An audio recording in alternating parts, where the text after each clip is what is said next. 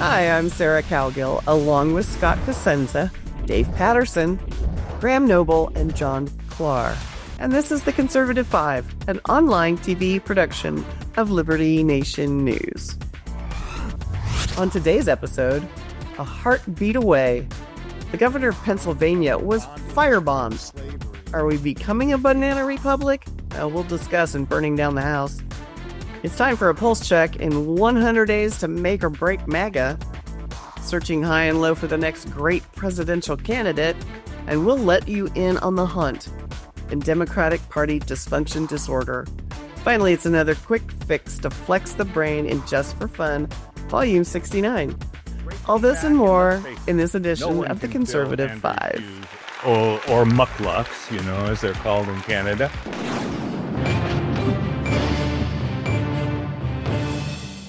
Long gone are the days of protests simply gone awry. Today it's all about the most pain and suffering intentionally inflicted. A recent poll by Rutgers University found 41% of respondents who self-described as left of center and 29% who described themselves as right of center believe the generalized proposition that the murder of a powerful political leader is at least somewhat justified. When the question turned to Trump and Musk, those numbers jumped to 48% for the world's wealthiest man and 55% for the sitting president. Over the last weekend, Pennsylvania Governor Josh Shapiro was the intended target of an assassin when the governor's mansion was set on fire by the use of Molotov cocktails. He was unhurt and unbowed. Let's watch part of his presser. I refuse to let anyone who had evil intentions like that stop me from doing the work that I love, stop me from being a leader of this Commonwealth and looking out for all Pennsylvanians. I will not be deterred in my work, and I will not be afraid to do that work. John Klar, are we being normalized to violence? Well, I think we are. I mean, this is a country, though, that some countries in the world would say has a long history of violence. We did have the Kennedy assassinations. We had the recent attempt on President Trump's life there also in Pennsylvania. The statistics you cite, I was doing a little research, and it seems it's not that much different from normal, that there has been this sort of historic, a certain percentage of the population believe violence and even assassination is justified in the name of social justice. I think that's become inflamed. I recently did a piece for Liberty Nation, a little plug there, political extremism and the brain, that literally that people are being put in this dichotomy where they feel that everything's a moral issue and they respond very quickly and viscerally, even to things like a MAGA hat or a Tesla. Look at the violence in Teslas. And so there are some interesting dichotomies here. One is about race. We had the recent case of the young man who stabbed another fellow to death, a white kid, and then claimed it was in self-defense, which, as a lawyer, I will tell you, and Scott will agree, you don't get to escalate violence like that, and it doesn't fly. And yet we see people praising Luigi Mangione for murdering somebody in cold blood and calling for his release. I have not seen AOC or Bernie Sanders condemn this attack, which is interesting because that shows the other dichotomy. You have both far left and far right elements that are anti-Zionist that might be, praising this guy who was clearly a Marxist and a Che Guevara fan and actually called for violence to further political ends. I'm not sure that that's going to do very well, as with the Tesla situation, which, by the way, Bernie Sanders did condemn. So it does seem that political violence is being praised by a certain element in their society. Overall, whether it's escalated or not, it certainly is alarming. And I fear we may see more of it. Well, harboring hatred, I mean, hatred's a bad word, but it's, I can't imagine hating somebody so much I'd want to blow up their house and their family. I mean, I just don't, I don't see how that is the best step. So, Scott, blowing up a house, a governor's mansion, what does that get him other than on the news?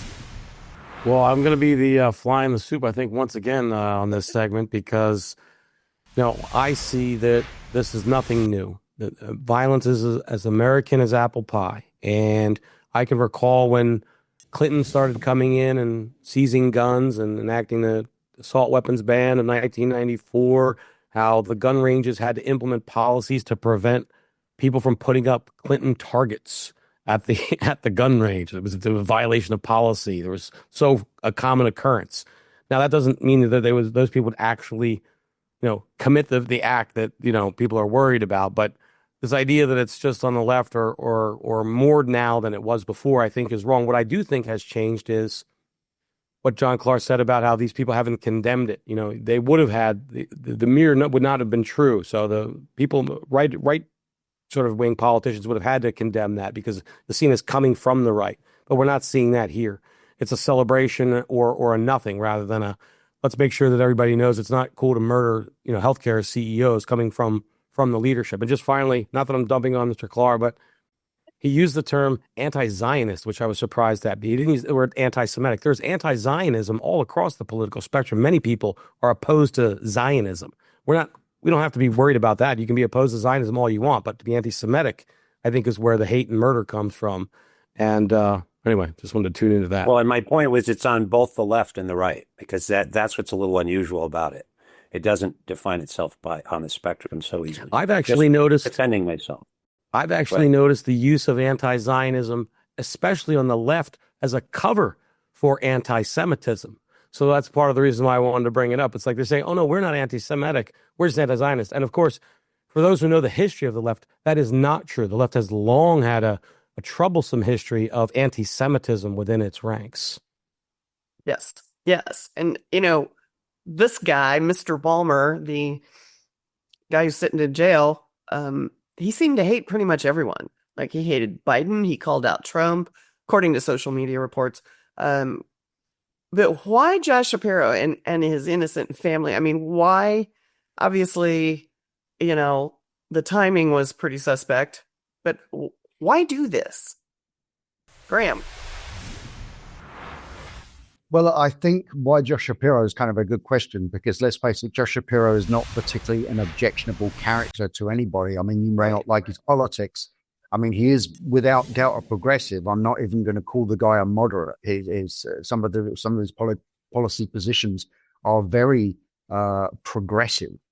However, he's not one of these, raving lunatics. He hasn't completely lost touch with reality. He's capable of rational and sometimes reasonable thought and speech. So of all the politicians you're going to go after, I wouldn't have thought he would have been the one. And of course, when this incident first happened, the motive was not clear. As always happens in these cases, whenever there's kind of a high profile act of violence in this country, people love, and sometimes on both sides of the aisle, people love to jump to conclusions and tie the guy to one side or another. But you're right about this guy. He seems more like a kind of an Antifa type. I'm not saying I've seen any proof or evidence that he's connected to Antifa, but he seems one of those people. It's like just wants to burn down the establishment in general. Since then, it has come out, a warrant was issued, and it's now been reported that in the warrant, the suspect himself admitted to police, or admitted to a 911 dispatcher, apparently, that he did it because of Josh Shapiro, who is, of course, a practicing Jew, and he did it because of Josh Shapiro's stance on Palestine. So that seems to be the motive there. Which again, Scott and John have talked about the fact that, and there is a difference between anti-Zionism and anti-Semitism, and that there is that kind of sentiment on both sides of the political spectrum, although most of it has always come from the left. They do have, Scott is very much right about that. They do have a very disturbing history of anti-Semitism. So, does it pin this guy on the right or the left? I don't know where this guy is politically. And of course, there is the mental illness factor as well, which often comes into these things. If you're willing to put the politics of it aside, it often comes down to the fact these people are mentally disturbed. After all, if you're going to firebomb a residence that has a family sleeping inside, you've got to be to a certain extent mentally disturbed, I would say. But that was the motive. Apparently, as we know it now, is the motive was Josh Shapiro's stance on the Israeli-Palestinian issue. Sarah, before you let Dave in, I want to say that there's another crisis that needs to be addressed, which is the crisis in American education. That a terrorist bomber would think murdering Josh Shapiro would have a meaningful effect on our foreign policy towards Israel. That's another crisis that has to be addressed at some point. That's a lack of civics right there. Okay. I get this. But I want to go back to what we were talking about. I mean, Tim Donner wrote a brilliant piece about political violence, and it was in, libertynation.com. You can read it. It was published on Sunday, and it is a very powerful piece. And I kind of wonder if there's something that we're not seeing. That is there a cultural shift here that we're not seeing? Where's this coming from, Dave? Sir, I'm going to agree with Scott here that it's neither right nor left, and it's not unusual in American culture to have violence. Lately, that violence has been most prevalent among the far left, but we've seen it in the far right as well. But mostly, currently, anarchists like Antifa and Black Lives Matter have all been engaged in a lot of violence. Now, some of it's ideological for sure, but the vast majority is grievance-centered. Some group of people feel aggrieved and choose to take out their anger on those who generally have little to do with what their grievance is about. And like it or not, our country was formed with the ultimate act of grievance, the Revolutionary War, which worked out well. Some of the more violent expressions of grievances have been labor riots. The Haymarket riot in 1886, for example, in Chicago, was tied to achieving an 8-hour workday. Well, we can be thankful for that, I guess. Anarchists and socialists with the Red Scare in 1919 promoted deportations. Sound familiar? And they were particularly violent. Today, the grievances are unique because they center on mobs that attack the very core principles for which the nation was founded, and that's a problem. Anti-Semitic, pro-Iranian-backed Hamas terrorists, are you kidding, are particularly troubling. But Trump is absolutely right in deporting those embracing terrorists and our guests in the country. I think what it boils down to are the grievances worthy and justified. Oddly enough, the most of them that are justified don't end in violence. I don't care. Violence is wrong. I don't care if it's politically motivated, especially politically motivated. That's what the system is supposed to do. You vote out the people you don't like. And if your people don't win, then you don't blow other people up. I am just, I don't know. I don't think the last administration did anything to mend the wounds of a nation in chaos. I mean, what happened to that? Let's unite. But perhaps Trump and company will do a better job with law and order. Who knows? We haven't seen much yet. Thanks, panel, and thanks for watching.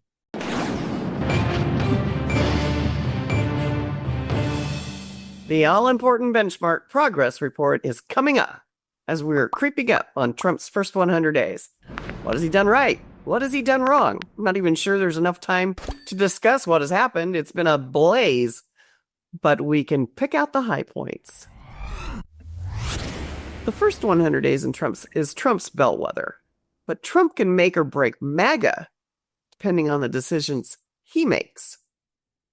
Mr. Clark, midterms are coming, and recent polling indicates that Republicans are slowly turning the country to red. Trump can't blow this first test. Well, he could, as I'm sure Scott would point out and did in our last episode together. I think things overall have been a whirlwind, taking advantage of the chaos on the left. Donald Trump has, I think it's an unprecedented stream of executive orders and actions. And as we know, the vast majority of Americans support deporting violent illegals. And they support law and order stateside. They support not having men in women's sports. those are clear winners to push the nation further to the red by attracting independents and blue dog Democrats. The tariffs are a little more controversial and the jury might still be out. It seems that egg prices are down. That was one of the bellwethers that everyone focused on, and it's a complex issue, as I did write about for Liberty Nation also, and so has Andrew Moran. But I think, the tariff situation has concerned me a little bit because it has impacted the stock market, which can create consumer sentiments that are negative for the economy. I believe this is a highly overvalued stock market anyway, so it was already due for a correction. But I think, what's given me heart, especially recently, is whatever, even though Andrew Moran has suggested that the tariffs may work out to be a big nothing burger. Well, Eli Lilly, Pfizer, and a lot of other companies have already announced something of like $4 trillion or more of new investment in domestic production for pharmaceuticals and other factories. And that could be a win-win. And I think when people start seeing those jobs and that economic growth, that is a key factor for the Trump administration. So I think that may also have a lot of an impact. And then on the left, there's still disarray. So you have the whole lesser evil of things. The AOC Bernie campaign suggests they're already running for next year. So I think it seems that Donald Trump is in a position of strength and he's capitalizing on it every opportunity. All right, Graham, you're going to have the floor here. There was that surge for Trump, but does it translate to a 2028 candidate? No, I really don't think it necessarily does. I mean, there's the obvious point that whether or not whoever the Republicans put up for 2028, and I wouldn't put money on it being J.D. Vance personally, but you never know. Maybe that's how it'll turn out.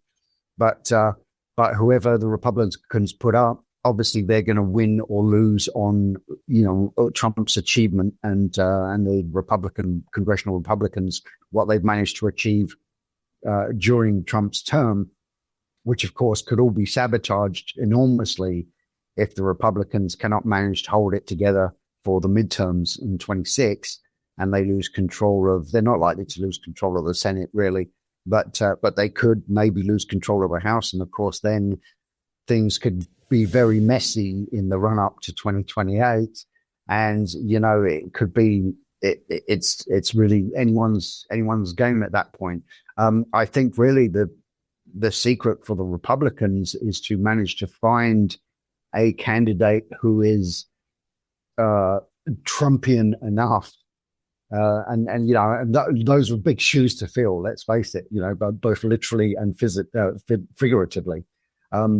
But, I think people, a lot more Republicans we're finding who weren't necessarily, who would describe themselves as Republicans first and Trump supporters second. Now, a lot of them are moving over to be absolutely Trump supporters.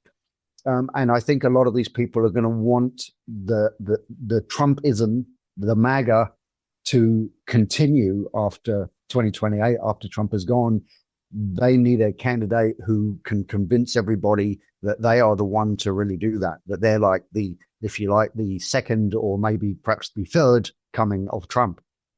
Well, okay, Graham, good point. But Dave, I want to know how the world is perceiving us. Do we have a strong country? Do we have a strong military, or are we an enemy easy to take on? Okay, the quick answer is strong country, yes. Strong military, yes. An easy enemy to take on, no. I think if you're looking for a single word that would characterize how the international community looks at us right now, would be anxious. International friends, allies, and enemies, they've built an image over the last 4 years of a U.S. that's based on a lack of realism. The previous administration was feckless and didn't really stand up for much. And so now the international community is having trouble wrapping their heads around the America First single-mindedness of Trump. And he has withdrawn the U.S. participation from the WHO, World Health Organization, and the ridiculously expensive, one-sided, the rest of the world, the U.S. Paris Climate Accord. And then the Climate and Damage Fund, where we pay for all the damage and climate worries of the rest of the world. And he's reduced the dependence of organizations like NATO on the U.S. But I think it's a mixed and unusual bag, actually. Countries like Russia and China actually, believe it or not, seem more welcoming to Trump's style. They kind of understand it. Polls actually reflect that citizens of Russia and China see the Trumpian policies as actually reducing tensions, and it's principally because they see him as open to negotiate with the Putins and the Xis, which other administrations have been less likely to do. Trump is less confrontational from their perspective. Countries like India, Kenya, Nigeria, they're big pockets of support for Trump. And again, as you might suspect, countries like Israel and the Philippines, in a Pew survey that was taken recently, have confidence in Trump during his first term, which was 77% and 71% favorability, respectively. So the negative impressions rise from the Trump's exploitation of the cuts to international aid, like USAID. But most of the criticism comes from those who actually benefited from those programs, and the American taxpayers were not among them. Well, I'm going to throw this at Scott. Is the biggest hurdle going to be all these district court judges that try to overturn everything he does? Well, I think that time's going to be a bit of a cure for that, and there's enough time for it to be a cure before too long. That Pew study that Dave mentioned, I thought was interesting because one of the things it talked about was the reduction in, well, they kind of buried the lead, which was a lot more people are coming around to Republican Party membership and declining membership in the Democratic Party. One of the other points was there's a significant amount of leaning, which is to say that one doesn't say one is a Republican, but one leans Republican or one leans Democrat. Unwillingness to buy into the party identification that happens there. What I think is interesting is, like, I'm a leaner, so I am a libertarian, not a big L member of the Libertarian Party, but I am a libertarian philosophically, and I lean Republican because that's where I see those values reflected.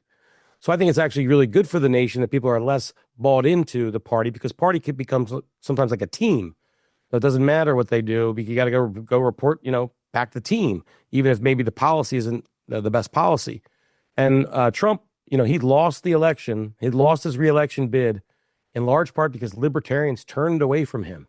And that's why he embraced them. I was in the room, you may recall, as I reported on Liberty Nation News, when he promised to pardon Ross Ulbricht, the person with the longest sentence for a nonviolent crime in the country, or rather commute his sentence. I think I misspoke. Mm-hmm. And he did do that. And that, I think, is huge.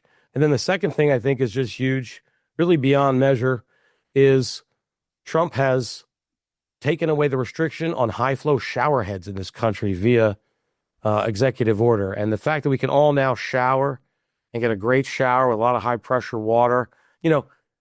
Illegal aliens, statistically speaking, even if an open border situation, they're unlikely to rape or murder any one of us individually. That's sort of an outlier, but we can all celebrate the ability to take a shower with a lot of water. So I do that. I'm excited about it. I'm redoing my bathroom as we speak. Oh, man. Well, I don't know. I would like everybody to go around the room and say, hey, what grade do you think the American people, not Democrats or Republicans, but just the American people, are going to give Trump at that 100 days? Clar? B+. Scott? B+. Dave? A-. Graham? I'm going to say a B. All right. Average of B+. Average of B+. Scott and I are right. It's because we're clean. We had good showers today. All right, for those great shower heads. For Democrats and the GOP, whatever Trump does will affect the future of all involved. All eyes are watching. Thanks, panel.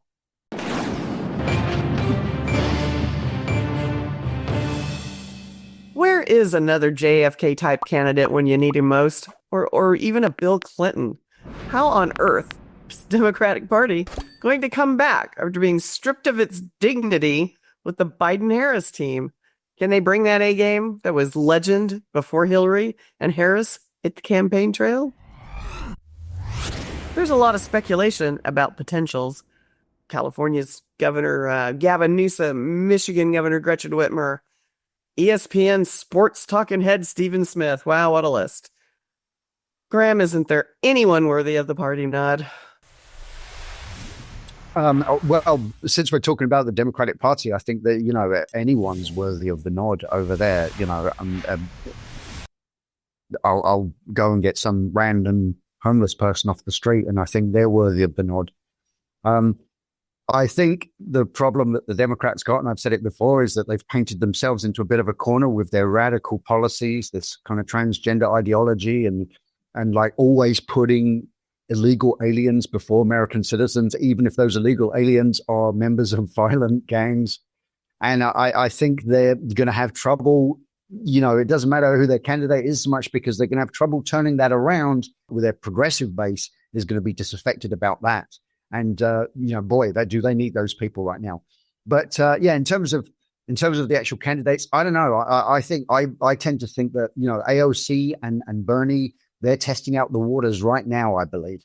So they could be thinking of a ticket. And I do think that the Democrats will actually, having learned nothing from 2024, I believe they will go more radical, and they will have something like an AOC, a Bernie Sanders, maybe even, heaven forbid, Jasmine Crockett up there, with a fake ghetto accent. It could be like that. Gretchen Whitmer may have burned her bridges there, but standing in the Oval Office with a folder across her face.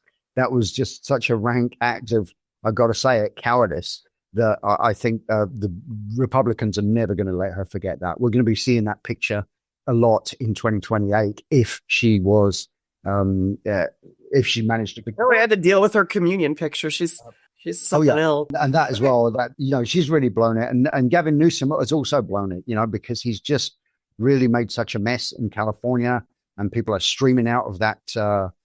I'm surprised he didn't do what the Soviets did in Europe and build a wall around his states to keep people in. Scott, I want you in here on this one. Well, let me just say this before you even ask. There is no policy in California that can impact that man's beautiful hair. And as long as he has it, he's going to be a strong contender for anyways. He's good looking. Gavin Newsom comes in. I want to ask a question before you ask me your question, which is, I have not been following the Bernie mutterings about, a new candidacy. I just want to know, is he pretending that he didn't sell out, or is he running as like hey, I am a sellout, so you establishment folks can count on me to vote for Wall Street every single time? I just didn't get the vibe yet as to how he's coming out. Bernie is as old as the Bible. And then you've got, Long Island Lolita. Really? Is that going to be the ticket to vote for? AOC, is that what they're calling AOC now? Okay, maybe I am. I don't know. Anyway, then of course, remember, there's always Hakeem Jeffries. He's lurking in the background with a roaring 2%, chance of becoming. Okay, Scott, come on. Who's going to be He's the Orrin Hatch of the Democrat Party. Is it Tim Walz? I mean, oh my God, no. Come on, Tim Walz. He stuck him on the ticket earlier. Yeah, well, they stuck him. He was just, by the way, they stuck Kamala on the ticket too. I mean, those are nothing burgers. Yeah, but they could have gotten out of that, and they didn't. Gavin Newsom actually is an excellent politician. If you see him work a room, I don't think Tim Walz is an excellent politician. No, he can't even load a shotgun. And to get elected to run California, even though there's no cross-party competition, there is a vigorous, competition within that party. So that man knows how to win elections and big elections. So for anybody who's looking at, what's happening in the future, I think that's, an important data point to cover. So John Clark, do you think the party will admit it was wrong and reevaluate? Are they going to double down with Pretty Boy? I mean, what do you think they're going to do? I mean, it screwed it up so spectacularly in 2024. They're still trying to figure out what happened. Well, that is the $64,000 sociological question.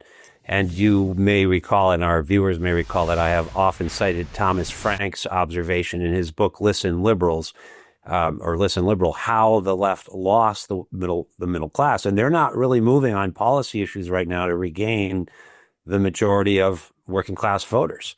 And so they really have a crisis. To make an analogy to here in Vermont, we actually have a crisis. We are a very progressive state, and we don't really have any good candidates on the right to run for statewide or national elections in Vermont. Whoever's going to plant milkweed is going to win in Vermont.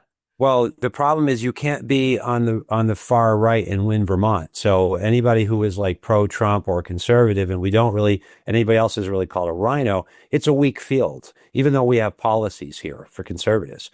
On a national level, you have a similar problem. Who would be the Democratic candidate? I love the idea of Jasmine Crockett. I smiled when Graham mentioned her because that would be the right's favorite candidate.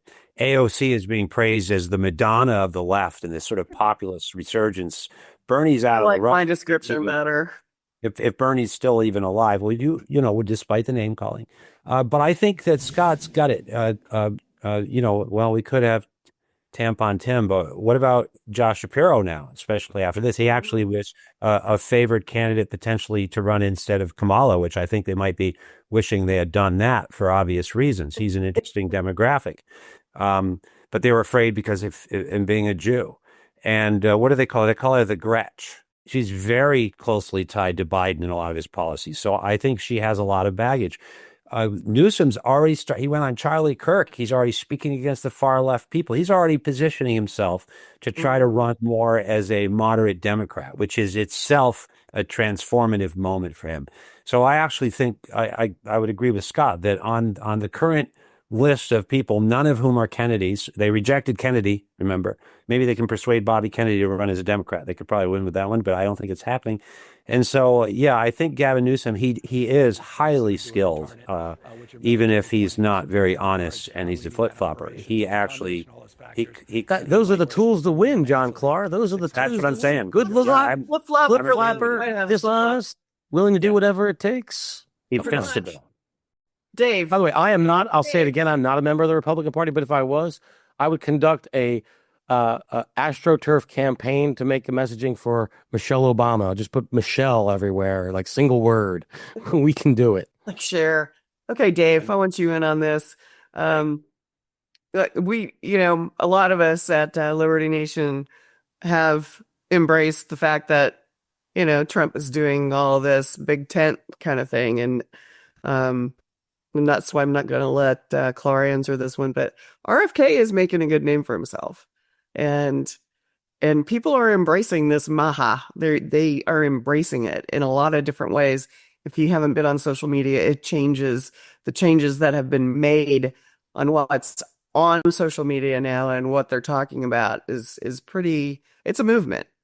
And so I want to know, is he going to join MAGA maybe and run? Or is he going to run on his own? He's got to pick a party because an independent's probably not going to be able to win. I think you have to realize that the reason that Robert Kennedy Jr.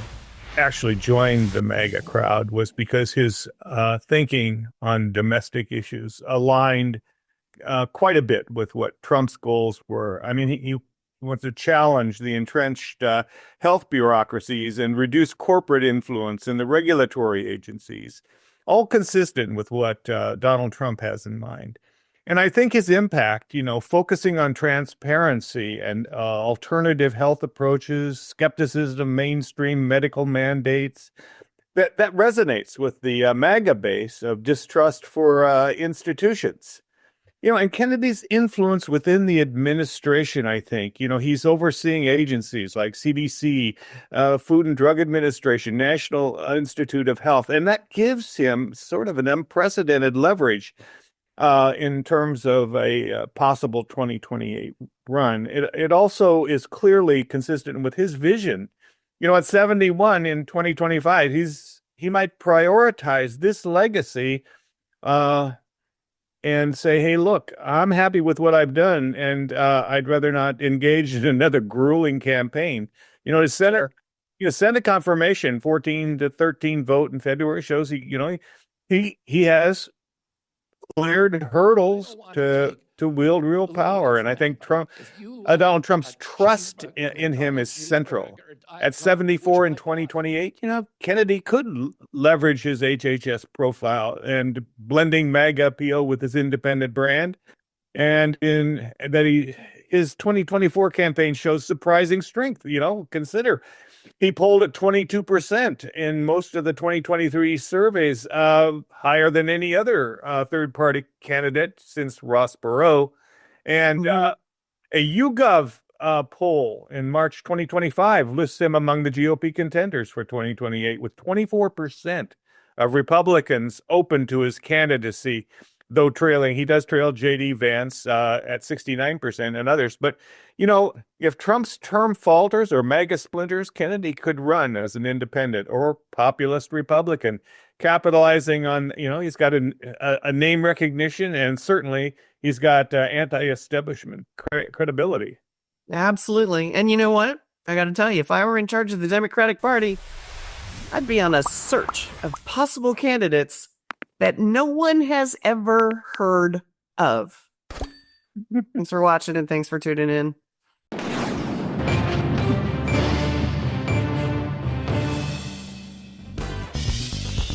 We are back to have a little fun with our panel of overly excitable people, except for Dave.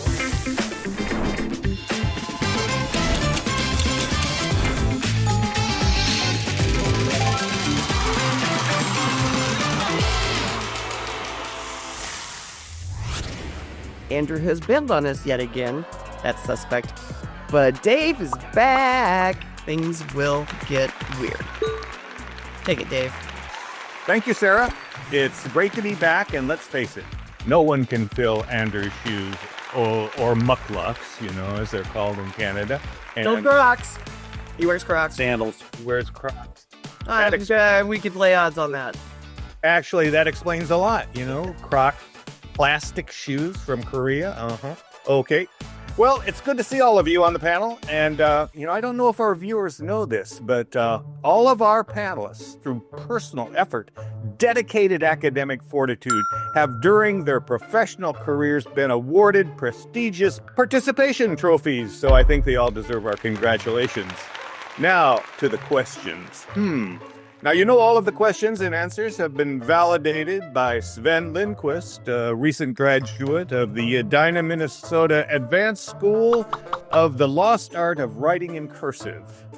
Thank you, Sven. So now, remember, panelists, we are here just for fun. So consider your answers and carefully as if your life depended on them and getting the right response. First question, you ready? Say yes. Yep. Okay. President Donald Trump signed an executive order requiring illegal aliens to A, stop referring to themselves as undocumented immigrants. B, register with the Bureau of Pro Bono Lawyers. C, register as migrants living illegally in the U.S. Or D, agree to stop living in upscale hotels. C. Okay, John Clark got that. Well, you made it easy, since the others are absurd. Actually, I thought they were all right. Really? How about register with the Bureau of Pro Bono Lawyers? Kidding. He's not going to have him do that. That's the ACLU in Southern. He is a Law. former hotelier, so I could actually see the hotel thing really getting close to home for him.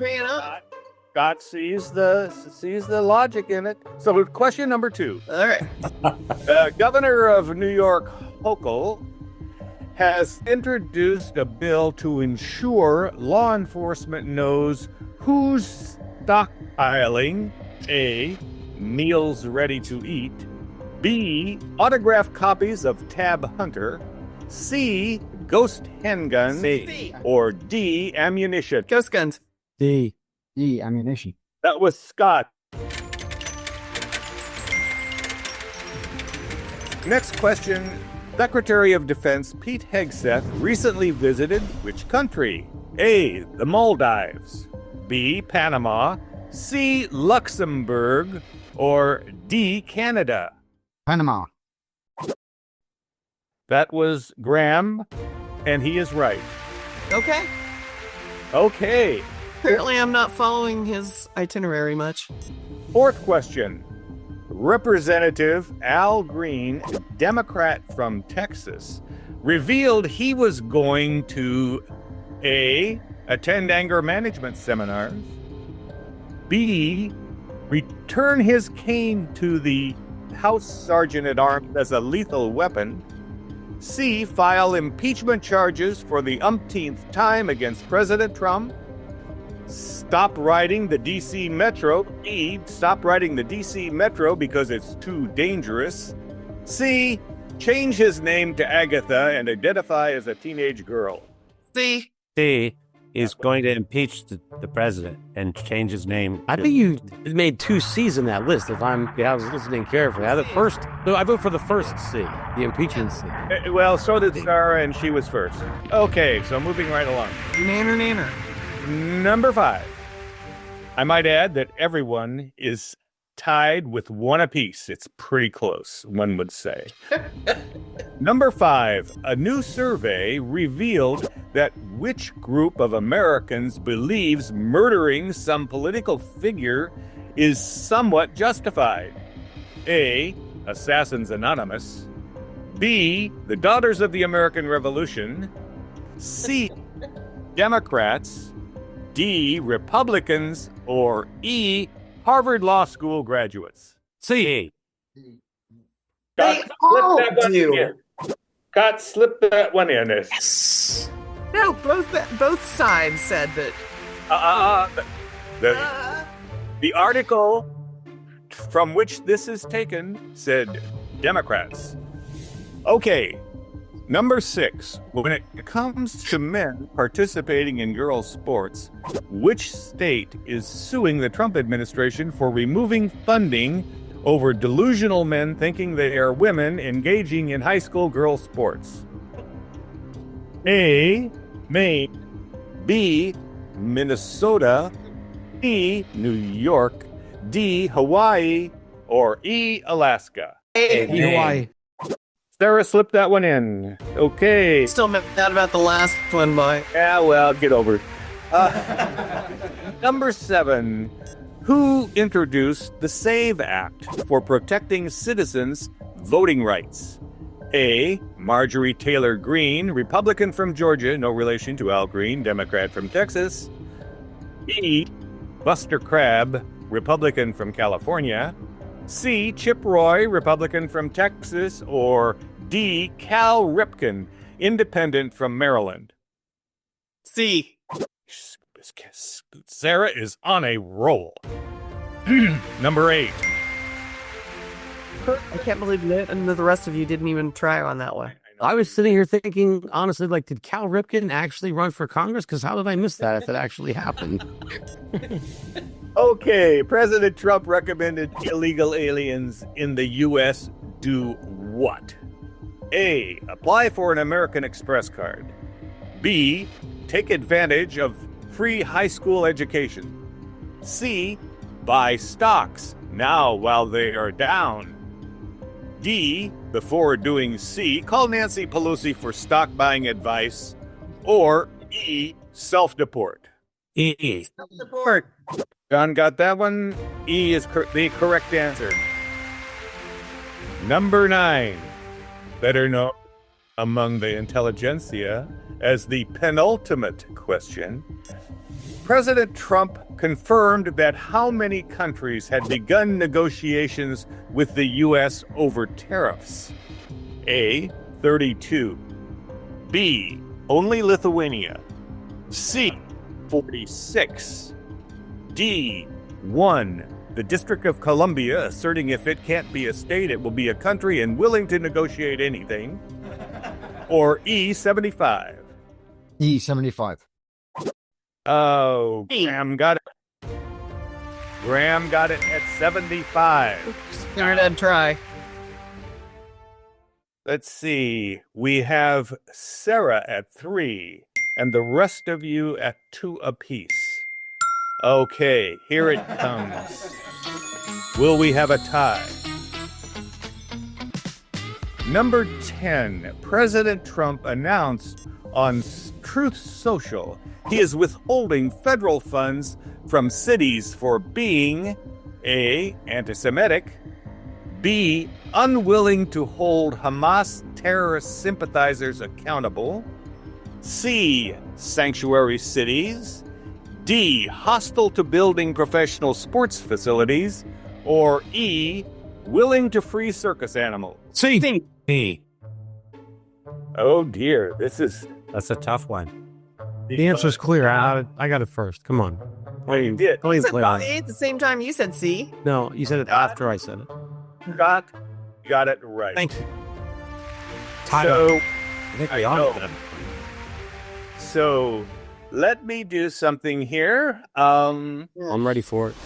We're going to have a tiebreaker here. So now, the tiebreaker question.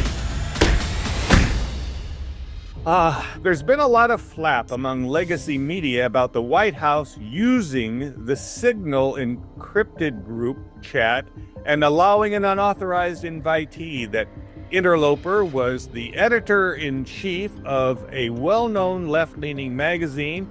Was it A, Vogue, B, The Atlantic, C, Ladies' Home Journal, D, The Pacific, E, Field and Stream? Olympic.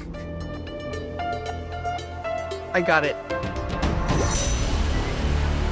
Sarah is our big winner. We have a lot of applause. Better than another pair of glasses. You got that wrong. You left that prescription. Dave just wants the best room at the event. So that was our Just for Fun, folks. I hope everybody enjoyed it. Thank you, Sarah, for allowing me to MC this really valuable intellectual exercise. Well, thanks, panel, and we hope we left all of you with smiles and dinner party facts and anecdotes.